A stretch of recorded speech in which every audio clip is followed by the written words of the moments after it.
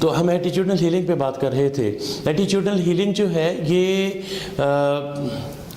جب ہم کہتے ہیں کہ محبت سے پھوٹتا ہے یہ سر چشمہ، یہ نفرتوں کو دور بھگاتا ہے، یہ ایگوئزم کے خلاف بات کرتا ہے، یہ فیئرز کے خلاف بات کرتا ہے، یہ محبت کی بات کرتا ہے، تو اصل میں یہ بات کر رہا ہوتا ہے کہ جب تک آپ کے اندر سکون نہیں ہوگا، آپ دوسروں کو سکون کی بات کیسے کر سکیں گے؟ جب آپ اندر سے ڈسٹرب ہوں گے، جب اندر سے پریشان ہوں گے، جب اندر سے آپ کو بہت ساری الجھنیں آرام نہیں کرنے دے رہی ہوں گی، جب آپ کو بہت سارے ایسے مسائل گھیرے رکھیں گے جو ہر وقت آپ کو لگتا ہے کہ شاید ابھی زلزلہ آنے والا ہے، ابھی مصیبت آنے والی ہے، ابھی یہ جو پہاڑ گرے گا میرے اوپر گرے گا، ابھی بری خبر آئے گی تو میرے لیے آئے گی.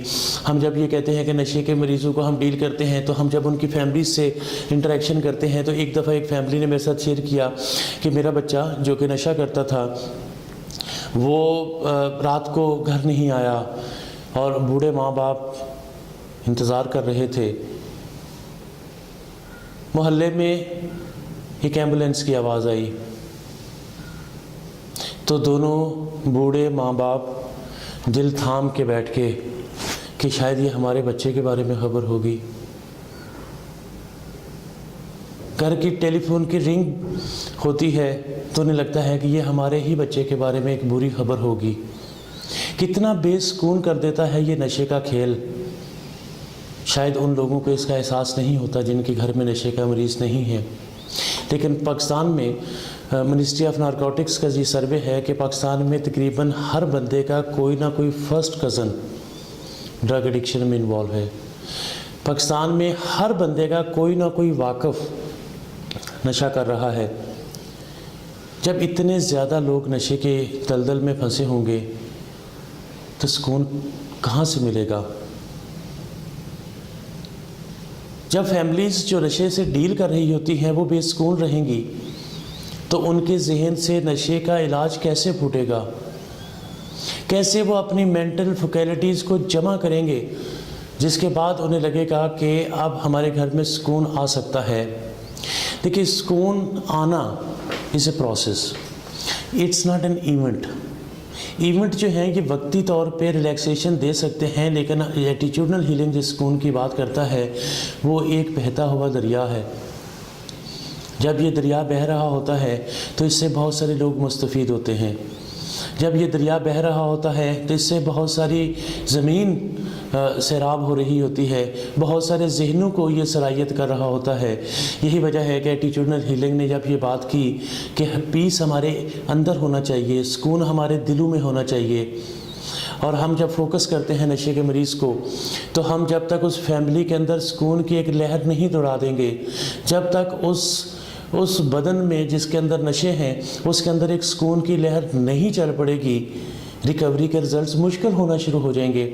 یہی وجہ ہے کہ جب ہم یہ بات کرتے ہیں کہ ہمیں بری خبریں ملتی رہتی ہیں، مانا ہمیں چھوٹی موٹی خوشیاں بھی ملتی رہتی ہیں، مان لیا، لیکن کیا ہم اس سارے پروسیس میں آسانی سے چل پڑ رہے ہوتے ہیں؟ کیا ہمیں ان ایونٹس کے ایک تو ہمیں بچپن سے یہ بتایا گیا زیادہ خوش نہ ہوں کیونکہ خوشی کے بعد غم ملتے ہیں. کیوں؟ کہاں لکھا ہے کہ یہ آپ خوش ہوں گے تو اس کے بعد آپ کو غم ملیں گے؟ جب خوشیاں آنی شروع ہوتی ہیں تو وہ خوشیاں آتی ہیں، جب غم آنے شروع ہوتے ہیں غم آنے شروع ہوتے ہیں. غم کے پروسیس کو روکا جا سکتا ہے، خوشیوں کا پروسیس چل پڑتا ہے تو ملٹیپلائی ہونا شروع ہو جاتا ہے. ایک سے خوشی ہوگی تو دوسرے کو دیں گے، دوسرا تیسرے کو دے گا، لیکن جو سورس ہوگا خوشیوں کا وہ ہر وقت ایک ابلتے ہوئے چشمے کی طرح ہوگا، جہاں سے ہر وقت محبت پھوٹ رہی ہے، جہاں ہر وقت سکون کی لہریں پیدا ہو رہی ہیں. تو جب ہم فوکس کرتے ہیں نشے کے مریض کو تو ہمیں یاد رکھنا چاہیے کہ جب تک فیملی کو کاؤنسلنگ نہیں ہوگی، جب تک فیملی کو یہ معلوم نہیں ہوگا کہ ان کے بچے یا ان کے لوڈ ون کے اندر چل کیا رہا تھا، جب تک انہیں یہ ڈیزیز کانسیپٹ نہیں ہوگا، جب تک انہیں یہ پتہ نہیں ہوگا کہ جب تک ایٹیٹیوڈز پہ کام نہیں ہو سکتا مریض کے، نہ تو فیملی خوش ہو سکتی ہے نہ مریض خود ٹھیک ہو سکتا ہے. یہی وجہ ہے کہ نشان ریہیب پاکستان میں ریکوری کے ریٹ اس وجہ سے بھی اچھے ہیں کہ ہمارے مریض جو ایڈمٹ ہو جاتے ہیں، ہمارے جو پیشنٹ ہیں یہاں پہ، ان کے اندر اور ان کی فیملیز کے اندر ایک سکون کی لہر آنا شروع ہو جاتی ہے، اور وہ سکون کی لہر सूडो नहीं है, वो ओरिजिनल आनी शुरू हो जाती है। लेकिन जब हमें पता चल जाता है कि हमारा मामला है क्या, तो हम सॉल्यूशंस पे गौर करना शुरू कर देते हैं। मैं आपको एक बात बताऊं कि आपने बहुत सारे बुरे वक्त भी ज़िंदगी में देखे होंगे। कोई बहुत करीबी दुनिया से जा चुका होगा, कभी कोई बीमारी भी लगी होगी, कभी कोई फेलियर्स भी आए होंगे, कभी बेवफाई भी हुई होगी, कभी आपको धोखे भी हुए होंगे। अगर ये 5 काम या 10 काम आपके साथ हुए हैं, आप आज तक सर्वाइव कर रहे हैं, इसका मतलब है कि बुरे दिनों का सर्वाइवल रेट 100% है आपके लिए। जब आप 100% किसी काम में सेफ हो जाते हैं या उसको कर लेते हैं, तो आपकी सेल्फ एस्टीम तो हाई होनी चाहिए। बुरे दिन आना और बुरे दिनों का मातम करते रहना तो मुख्तलिफ नौइश्ते हैं। बुरा वक्त हमें शायद कुछ सिखाने आ जाता है, लेकिन मातम हमें क्रॉनिक डिजीज़ की तरफ लेके चला जाता है। बुरा वक्त आना और उसको अच्छे तरीके से हैंडल कर लेना एक और चीज़ है, लेकिन उसका गम पाल लेना, फिर हर ऐरे गहरे को उसके बारे में बताते रहना, फिर उसके इश्तिहार लगाते रहना और उदासी की एक चलती हुई तस्वीर बन जाना। ये ज़िंदा लाशें कब्रिस्तानों में मिल सकती हैं।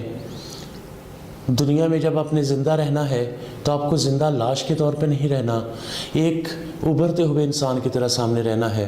उभरता हुआ इंसान उस वक्त बनेगा जब दिलों से सुकून फूटेगा। तो एटीट्यूडल हीलिंग का जो प्रिंसिपल 7 है वो ये कहता है कि पीस हमारे अंदर होना चाहिए। हमें जब हम अपनी खुशियों का दारोमदार दूसरों को बना लेते हैं तो फिर शायद हमें गम मिलने शुरू हो जाते हैं। यही वजह है कि जब हम दिल से सुकून में रहेंगे, जब हम दूसरों के अंदर अपनी खुशियां तलाश करने के बजाय अपनी खुशियों का महवर अपने आप को बनाना शुरू करेंगे, तो हम अपना ख्याल रखना शुरू कर देंगे। हम चीज़ों को वक्त आने से पहले तैयार करना शुरू कर देंगे। हम किसी भी काम को शुरू करने से पहले उसके अंजाम को जहन में विजुलाइज कर लेंगे। हम पहली चीज़ों को पहले करना शुरू करेंगे। हम प्रायोरिटाइज़ करेंगे कि कौन से काम पहले करने हैं, कौन से बाद में करने हैं। हमें दूसरों के साथ ताल्लुकात को बेहतर अंदाज में और बराबरी के बुनियाद पर लेके चलना है, और हमें दूसरों की बात सुननी है, सुनने के बाद अपनी बात करनी है। क्योंकि जब आप दूसरों को सुनते हैं, जब दूसरों को समझते हैं, तो फिर तवक्को रखी जा सकती है कि दूसरे भी आपको समझ लेंगे।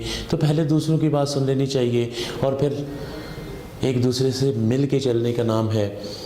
इन जब चीज़ों पे हम काम करना शुरू करते हैं तो हमारे अंदर 7 प्रिंसिपल ऑफ एटीट्यूडल हीलिंग चलना शुरू हो जाता है।